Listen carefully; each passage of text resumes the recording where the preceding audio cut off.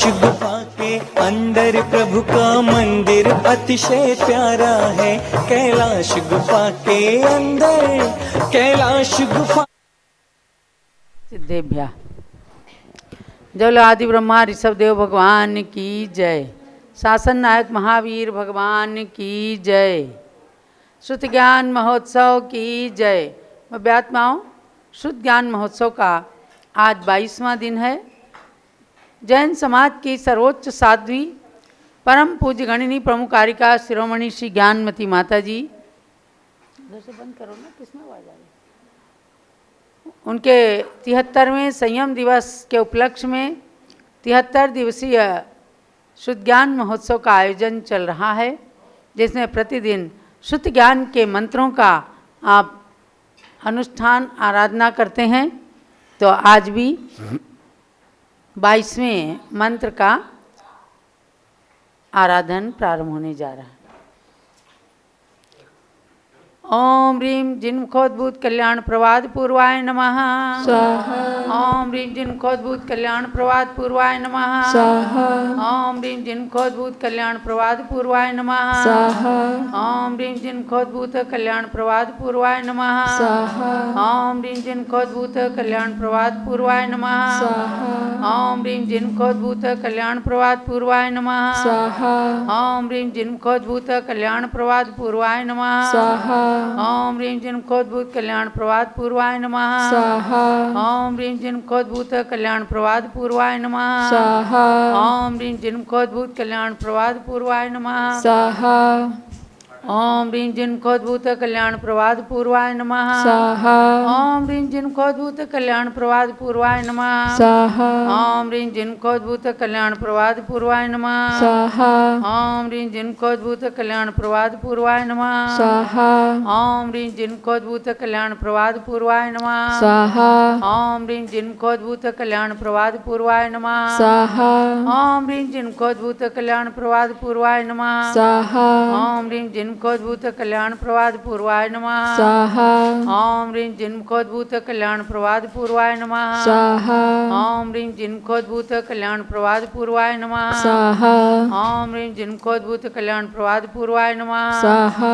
ओम ह्रीं जिन्मुखोद्भूत कल्याण प्रवाद पूर्वाय नमः स्वाहा। ओम ह्रीं जिन्मुखोद्भूत कल्याण प्रवाद पूर्वाय नमः स्वाहा। ओम ह्रीं जिन्मुखोद्भूत कल्याण प्रवाद पूर्वाय नमः स्वाहा। ओम ह्रीं जिन्मुखोद्भूत कल्याण प्रवाद पूर्वाय नमः स्वाहा। सम्यक दर्शन, सम्यक ज्ञान, सम्यक चारित्रेभ्यो नमः स्वाहा। चलो श्रुति ज्ञान महोत्सव की जय। आप परम पूज्य गणिनी प्रमुख श्री ज्ञानमती माता जी के गुणों को स्मरण करते हुए ज्ञान मंत्राणी इसमें से 22वें मंत्र का आराधन करेंगे। ओम ह्रीं अष्टसहस्री अनुवादिकायै नमः स्वाहा। ओम ह्रीं अष्टसहस्री अनुवादिकायै नमः स्वाहा। ओम ह्रीं अष्टसहस्री अनुवादिकायै नमः स्वाहा। ओम ह्रीं अष्टसहस्री अनुवादिकायै नमः स्वाहा। ओम ह्रीं अष्टसहस्री अनुवादिकायै नमः स्वाहा। ओम ह्रीं अष्टसहस्री अनुवादिकायै नमः स्वाहा। ओम ह्रीं अष्टसहस्री अनुवादिकायै नमः स्वाहा। ओम ह्रीं अष्टसहस्री अनुवादिकायै नमः स्वाहा। ओम ह्रीं अष्टसहस्री अनुवादिकायै नमः स्वाहा। ओम ह्रीं अष्टसहस्री अनुवादिका गणिनी प्रमुखारिका शिरोमणि श्री ज्ञानमती मात्रे नमः स्वाहा। जलो परम पूज्य गणिनी प्रमुख श्री ज्ञानमती माता जी की जय। तो अभ्यात्माओं, इस प्रकार से शुद्ध ज्ञान के मंत्र हमने पढ़े और पूज्य गणिनी ज्ञानमती माता के गुणों के स्मरण सूचक मंत्रों का आराधन किया। आप प्रवचन निर्देश का खोल लीजिएगा और इसके पश्चात पूज्य गणिनी प्रमुख श्री ज्ञानमती माता जी के अनमोल वचनों को आप उनके ही द्वारा रचित पुस्तक प्रतिज्ञा नाम के इस बहुत ही सुंदर उपन्यास पर विचार श्रवण करेंगे। तो प्रवचन निर्देशिका में पेज नंबर खोलिएगा 43 माने 43 पेज। समय सार में सम्यक्त्व का लक्षण बताते हैं। सम्यक दर्शन का प्रकरण चल रहा है। विभिन्न ग्रंथों के माध्यम से सम्यक दर्शन के बारे में बताते हैं आचार्य देव। गणिनी ज्ञानमती माता ने जिसका संकलन इस प्रवचन निर्देशिका में करके हमें प्रदान किया है। तो समय सार के अनुसार सम्यक्त्व का लक्षण जानिएगा। भूयत्थेनाभिगदा जीवा जीवाय पुण्य पावं च आसव संवर निज्जर बंधो मोक्षोय सम्मतम। यानी भूयत्थेनाभिगदा माने भूतार्थ नय से। भूतार्थ नय का मतलब है निश्चय नय से, सत्यार्थ नय से जाने हुए जीव अजीव और पुण्य पाप तथा आश्रव संवर निर्जरा बंध और मोक्ष, ये 9 तत्व सम्यक्त्व हैं। इन 9 तत्वों का क्रम समय सार के अंदर इस प्रकार से लिया गया है। जैसे अपन तत्वार्थ सूत्र में पढ़ते हैं जीवा जीवाश्रव बंध संवर निर्जरा मोक्षास तत्वम, उसकी बजाय समय सार में और गौतम गणधर स्वामी ने भी पाक्षिक प्रतिक्रमण आदि के अंदर यही क्रम तत्वों का लिया है। जीव अजीव, पुण्य पाप, आश्रव संवर, निर्जरा बंध और मोक्ष। तो ये अंतर आप लोगों को ध्यान रखना है कि गौतम गणधर स्वामी, कुंद कुंद आचार्य देव ये 7 तत्वों का क्रम इस प्रकार से बताते हैं। तो इन 9 तत्वों को ही सम्यक्त्व कह लिया, माने कि इन 9 तत्वों पर श्रद्धान करना सम्यक दर्शन है। लेकिन ये 9 तत्व पर जब श्रद्धान किया जाता है तो तत्व स्वरूप आत्मा बन जाता है। इसलिए किसी अपेक्षा से इन तत्वों को ही सम्यक्त्व की संज्ञा प्रदान कर दी है। मूलाचार ग्रंथ में भी श्री कुंद कुंद देव ने यही गाथा दी है। तो मूलाचार अध्याय 5 के अंदर ये गाथा दी है। रैण सार जो कुंद कुंद देव का रचा हुआ है उसके अंदर भी उन्होंने इन गाथाओं को जो दिया है 4, 5, 6, 7 और 8 नंबर की गाथा, उसके माध्यम से आचार्य देव कहते हैं कि संसार में सम्यक्त्व रत्नों में श्रेष्ठ है। इसे मोक्ष रूपी महावृक्ष का मूल कहा गया है। निश्चय और व्यवहार ने से इसका भेद किया जाता है। सम्यक दर्शन से शुद्ध व्यक्ति 7 भय, 7 व्यसन, 25 मलदोष से रहित होता है। संसार शरीर और भोगों से विरक्त, 8 गुणों से परिपूर्ण तथा 8 अंगों से युक्त और पंच परमेष्टि का भक्त होता है। ये सारे विशेषण सम्यक दृष्टि के बताए हैं कि किस प्रकार से अपने सम्यक दर्शन को निर्दोष निर्मल रखता है, जो वो सच्चा सम्यक दृष्टि है। जो निज शुद्ध आत्मा में अनुरक्त बहिरात्म अवस्था से रहित वीतराग मुनि धर्म को मानता है, वह दुखों से मुक्त सम्यक दृष्टि होता है। जिनके 8 मद, 3 मूढ़ता, 6 अनायतन, शंका अधिक 8 दोष, 7 व्यसन, 7 भय, 5 अतिचार, ये 44 दूषण नहीं होते हैं, वे सम्यक दृष्टि होते हैं।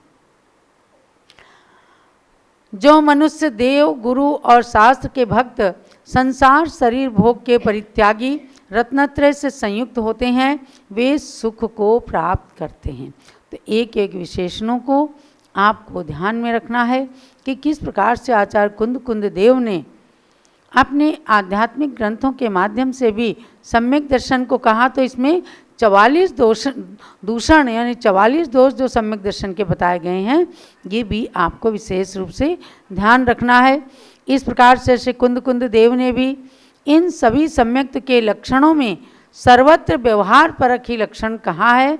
इससे मालूम पड़ता है कि उनकी दृष्टि में भी व्यवहार सम्यक दर्शन है नहीं था। कोई कहे कि व्यवहार सम्यक दर्शन कोई मायने नहीं रखता, है ही है, उसका कोई अस्तित्व नहीं है, तो ये गलत है। यानी कुंद कुंद स्वामी के शब्दों में देखिए कि जो आध्यात्मिक ग्रंथ हैं उनके अंदर भी व्यवहार परक सम्यक दर्शन को उन्होंने कहा कि ये उपादेय ही है, अन्यथा आध्यात्मिक ग्रंथों में भी इन व्यवहार प्रधान लक्षणों को वे क्यों रखते। वो तो यही कहते कि आत्मा में रमण करना, आत्मा का ध्यान करना, यही सम्यक तो है। लेकिन नहीं, व्यवहार और निश्चय दोनों प्रकार के सम्यक दर्शन होते हैं। तो व्यवहार का थर्मामीटर यही है कि हम सच्चे देव साध गुरु पर श्रद्धा करें और दोषों से दूर रहें। शंका अधिक दोष या अनायतन वगैरह जो हैं उनसे दूर रहकर अपने सम्यक दर्शन को निर्मल रखें। ये अपने सम्यक दर्शन का थर्मामीटर है। और निश्चय सम्यक दर्शन जो है, जब कोई मुनिराज आत्मा के ध्यान में, शुक्ल ध्यान में, स्वरूपाचरण चारित्र के अंदर लीन हो जाते हैं, तब उनके अंदर निश्चय सम्यक दर्शन, निश्चय चारित्र प्रकट होता है। पाहुड़ ग्रंथ में क्वचित निश्चय सम्यक दर्शन का लक्षण भी किया है। पंचास्तिकाय ग्रंथ भी कुंद कुंद स्वामी का बनाया हुआ है। उसमें व्यवहार मोक्ष मार्ग में व्यवहार रत्नत्रय का लक्षण करके पुनः निश्चय मोक्ष मार्ग रूप निश्चय रत्नत्रय को कहा है। इससे व्यवहार के बाद निश्चय होता है, ये क्रम भी परिलक्षित हो जाता है। इन पंक्तियों को पूज्य माता जी ने जो इस ग्रंथ के अंदर दिया है, इसीलिए दिया है कि कितने ही लोग निश्चयाभासी बन करके व्यवहार सम्यक दर्शन से दूर हो जाते हैं और व्यवहार सम्यक दर्शन का पालन ना करने के कारण वे स्वयं को अपना सर्टिफिकेट दे लेते हैं, लेकिन अपने मुंह मियाँ मिट्ठू बनने जैसी बात रहती है। इसलिए पहले व्यवहार सम्यक दर्शन, पुनः व्यवहार के बाद निश्चय होता है, वह मुनियों को ही होता है। इस क्रम को बताने के लिए ही इन ग्रंथों का सहारा लिया गया है। इस प्रकार से आप आगे जानते रहेंगे। अब इस प्रवचन निर्देशिका ग्रंथ के स्वाध्याय का आज का सार यहीं तक समझना है। आगे क्लास चलती रहेगी और 21 अगस्त को आप सबकी परीक्षा है। 31 अगस्त को जहाँ तक विषय हो जाएगा, बस हम वहीं तक आपकी परीक्षा लेंगे, ये ध्यान रखना। आप पूज्य गणनी ज्ञानमती माता के अनमोल वचनों को आप श्रवण कीजिए। जय लो पूज्य गणनी ज्ञानमती माता जी की जय। ओम नमः सिद्धेभ्यः। ओम नमः सिद्धेभ्यः। ओम नमः सिद्धेभ्यः। ओम नमः सिद्धेभ्यः। ओम नमः सिद्धेभ्यः। ओम नमः सिद्धेभ्यः। भव्यात्माओं, आज हम किंचित एक छोटा सा अपना उपन्यास की शैली में लिखा गया छोटा सा कथानक प्रतिज्ञा नाम से पुस्तक है, जो बचपन में मैंने दर्शन कथा कविता के रूप में पढ़ी थी। उसी पुस्तक को आधार लेकर के और मैंने ये कथा लिखी, जो अति रोचक रही, लोगों को बहुत अच्छी लगी। ऐसे तो अनेकों पुस्तकें हैं, 50, लेकिन इसमें मैं इसके थोड़े से रहस्य को बताऊं। जिन दर्शन की महिमा और प्रतिज्ञा की महिमा। हस्तिनापुर के सेठ महारथ की पुत्री मनोवती, उसने विवाह के पहले मुनिराज के दर्शन करके एक नियम लिया कि मैं भगवान का दर्शन करके और गजमोती चढ़ा करके दर्शन करूंगी अपने जीवन में।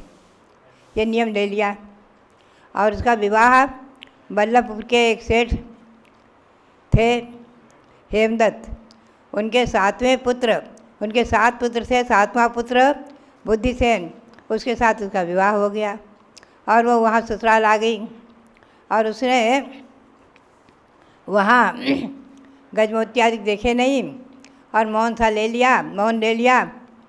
लगभग 3 दिन निकल गए, सब परेशान हुए। तो हस्तिनापुर समाचार भेजा, उसके भाई आए, कथा अच्छी है, आप पढ़ें तो अच्छा लगेगा आपको, बहुत ही रोमांचकारी कथा है। तो उसको जो है वहाँ पर उसने प्रतिज्ञा पूरी की थी और वहाँ जो है जब भाई आए और भाई ने भेद खोला कि इसका नियम है कि गजमोती चढ़ाकर ही भोजन करूँगी, तो सेठ ने कहा हमारे यहाँ तो 56 करोड़ दीनार हैं और गजमोती क्या बहुत सारे रत्न भरे पड़े हैं। भंडार खोल दिया। बेटी बहू से बोले, बेटी तूने संकोच क्या किया, ले खूब रत्न गजमोती चढ़ाओ, रत्न चढ़ाओ, माणिक मोती चढ़ाओ और दर्शन करो। उसने अपनी प्रतिज्ञा पूरी की और बाद में भाई के साथ विदा होकर के बिहार आ गई। इधर होता क्या है, मालिन ने उसके फूल और मोती गूंथ करके एक सुंदर हार बनाया और राजा के 2 रानियाँ थी, छोटी रानी को ले जाकर पहना दिया। बड़ी रानी ने अपना अपमान समझा। कथा लंबी चौड़ी है।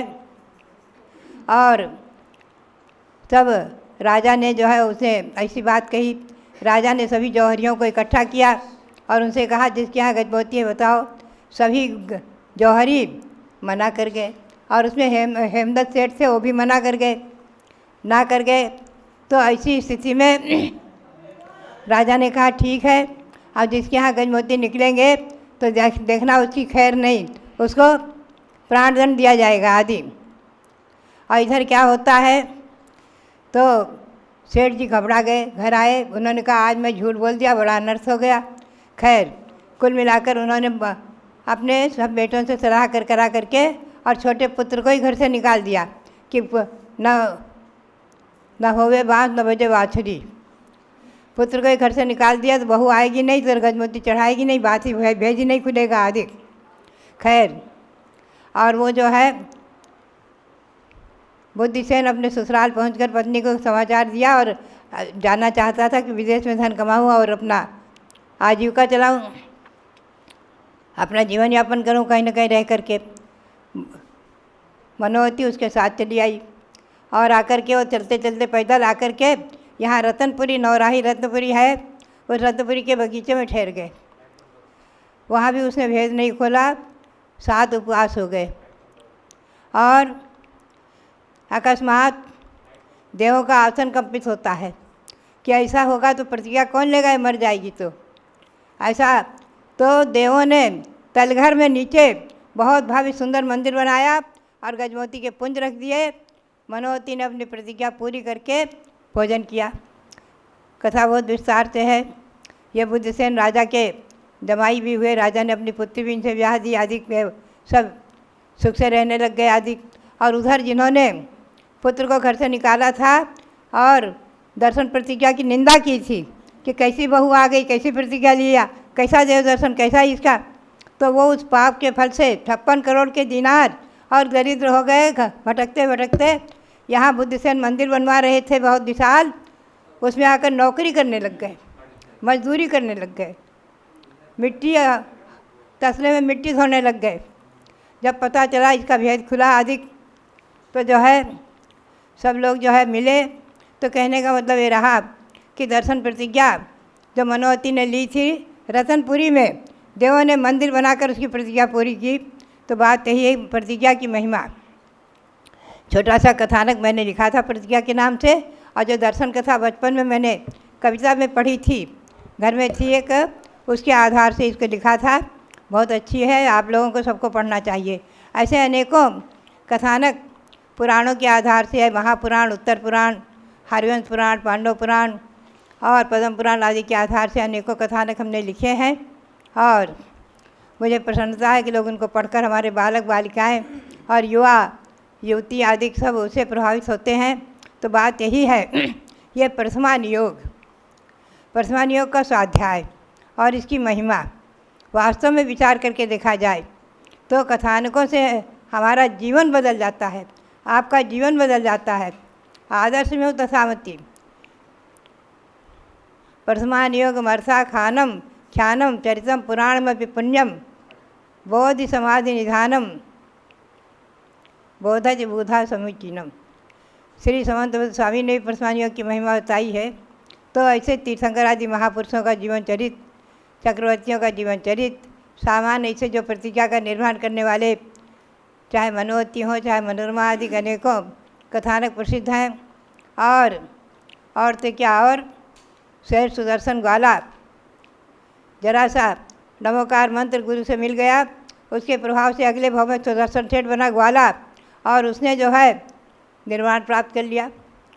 ऐसे अनेकों कथानक आगम में भरे पड़े हैं, प्रथमान योग में भरे पड़े हैं। हम और आप उनका स्वाध्याय करके उन पुस्तकों को पढ़ करके छोटे छोटे रूप में मैंने पुस्तकों के रूप में भी विभक्त किया है। महापुराण से महापुराण सार भी लिखा है, जिसमें 63 महापुरुषों का संक्षिप्त जीवन परिचय है आदि। तो बात यही है कि प्रथमान योग का स्वाध्याय, कथा पुराणों का स्वाध्याय ये अपने आप में एक महत्वपूर्ण महिमापूर्ण है, हमारे और आपके जीवन को बदलने वाला, सभी के जीवन को बदलने वाला है। जम्बू स्वामी चरित छोटी सी पुस्तक थी, ऐसे ही करीब लगभग 100 पेज की, और एक रात में मैंने पूरी किया पढ़ कर के घर में बचपन में, और फिर सोई, ज़रा सा आधे घंटे आराम किया, फिर दिन उग गया। तो बात यही है कि शास्त्र व्यसनम अन्येषां व्यसनानां विबाधकम, एक पुराण में पंक्ति आई है कि शास्त्र व्यसन, स्वाध्याय का व्यसन जिसको लग जाए, शास्त्र पढ़ने का व्यसन जिसको लग जाए, तो अन्य व्यसन उसके सब छूट जाते हैं, जीवन में कोई व्यसन नहीं रहता। व्यसन मानी आदत, शास्त्र पढ़ने की आदत जिसकी हो तो उसके जीवन में इतना परिवर्तन होता है कि कोई व्यसन आना तो बहुत बड़ी बात है, व्यसन आएंगे ही नहीं उसके जीवन में, और निश्चित ही वो एक न एक दिन मोक्ष मार्गी बनकर और अपनी आत्मा का कल्याण करके आत्मा को परमात्मा बना लेता है, भगवान बना लेता है। तो भव्यात्मानो बात यही है कि आज मैं जरा सा इस छोटी सी पुस्तक पर प्रकाश डाला। ऐसे अनेकों ग्रंथ हैं जो हमें और आपको बहुत कुछ प्रेरणा देते हैं। जम्बू स्वामी, उनका जीवन चरित पढ़ो आप, रोमांच होता है। ऐसे धन्य कुमार चरित, जहाँ अकृत पुण्य जैसा एक बालक केवल आहार दान को देख रहा था, जय जयकारा किया, और उसने जानवर ने खा लिया, जंगल में मरा, मर कर के आगे धन्ना सेठ धन्य कुमार हो गया। ऐसा धन्य कुमार हुआ कि नवनिधि का स्वामी बन गया। तो बात यही है, वर्तमान योग आदि जो कथाएँ हैं ये कपोल कल्पित नहीं है, भगवान महावीर की वाणी है, दिव्य ध्वनि से निकली हैं, और इनका सार रूप जो कुछ है आचार्यों ने हमें और आपको दिया है। आज हमारे यहाँ ऐसे अनेकों ग्रंथ उपलब्ध हैं। तो भव्यात्माओं, ये वर्तमान योग का स्वाध्याय, और आप अभी प्रवचन निर्देश का सुन रहे थे, ये एक प्रकार से द्रव्यान योग है, महान अतिशयकारी, अपने आप में विशेष महिमापूर्ण है।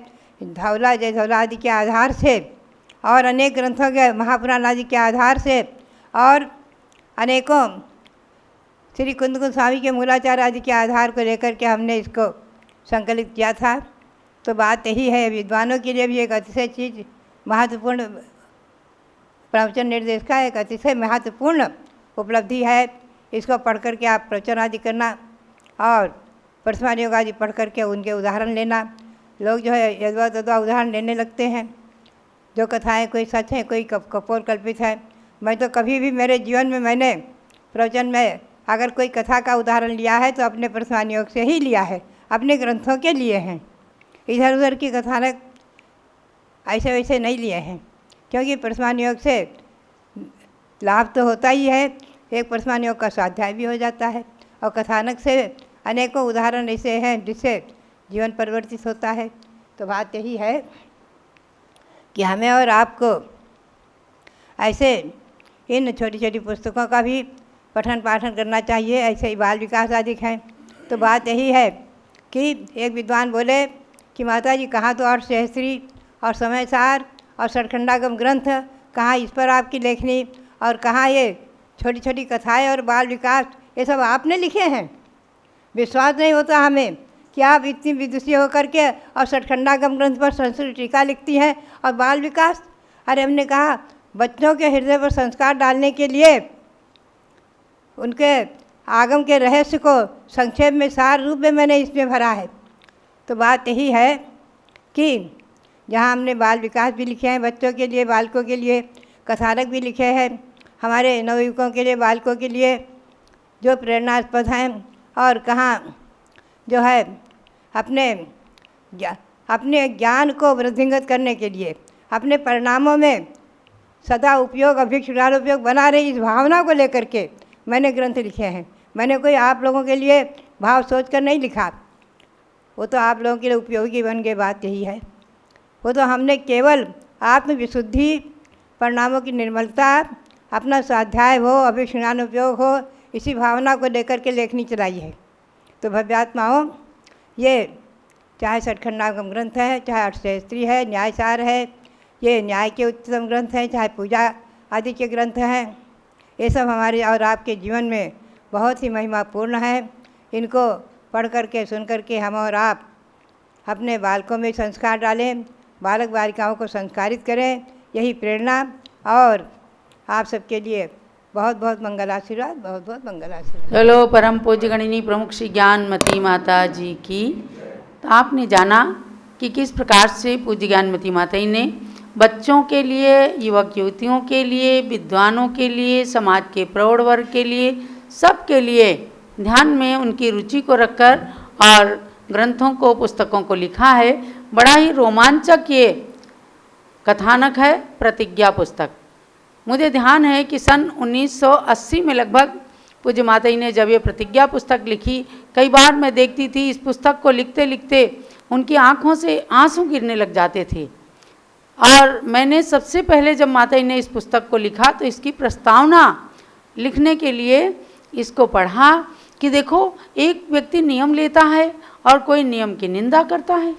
न नियम की निंदा करने मात्र से किस प्रकार से वे दर दर के भिखारी बन गए। कहाँ 70 करोड़ स्वर्ण दीनारें उनके घर में थीं और बहू के नियम की निंदा की तो वो भिखारी दरिद्री बन गए और एक दिन अपने पुत्र और पुत्रवधू के दरवाजे ही जाके खटखटाते हैं और वहाँ पर नौकरी करने की स्थिति आ जाती है। तो भव्यात्माओं, अगर नियम ना ले सके तो ना लें, लेकिन कभी भी नियम की निंदा नहीं करना। इसलिए ऐसे उपन्यासों को, ऐसी पुस्तकों को बालकों को, बच्चियों को जरूर जरूर पढ़ाना। अब देखो उस बालिका को कुछ भी भान नहीं था, लेकिन उसने नियम ले लिया और अपने नियम की दृढ़ता से देवताओं की भी आसन कंपायमान कर दिए। ये इतिहास कहीं और का नहीं, अयोध्या के निकट ही रौनाही है, रतनपुरी, जहाँ पर मनोवती को रात्रि में स्वप्न आया था और देवताओं ने उसे भगवान के दर्शन और गजमोती के पुंज देने के लिए एक गुफा में मंदिर बना दिया था। पूज्य माता बहुत दिनों से स्वामी जी को प्रेरणा देती हैं कि अयोध्या तीर्थ क्षेत्र कमेटी के अंतर्गत रत्नपुरी तीर्थ, जिसे रौनाही कहते हैं, केवल 27-28 किलोमीटर है यहाँ से। वहाँ पर इस इतिहास को जरूर दिखाना है, क्योंकि भगवान धर्मनाथ की जन्मभूमि के साथ साथ यह ऐतिहासिक भूमि है और इस इतिहास को प्रतिज्ञा की पूर्णता जहाँ हुई थी, देवों के आसन जहाँ कंपायमान हुए थे, ऐसे स्थान पर उस इतिहास को दिग्दर्शन कराने की ये प्रेरणा पूज्य माता की शीघ्र ही फलीभूत हो। हम तो यही चाहते हैं। तो आप लोगों ने इस पुस्तक के बारे में पढ़ा, सब लोग जरूर जरूर इस पुस्तक को मंगाकर पढ़ें और बच्चों को, घर की बहुओं को, बेटियों को जरूर पढ़ाएं। हमारी मनीषा जी ने एक प्रश्न किया है कि सम्यक दर्शन के 5 अतिचार कौन से होते हैं। अभी आपने 44-200 में सुना है 5 अतिचार।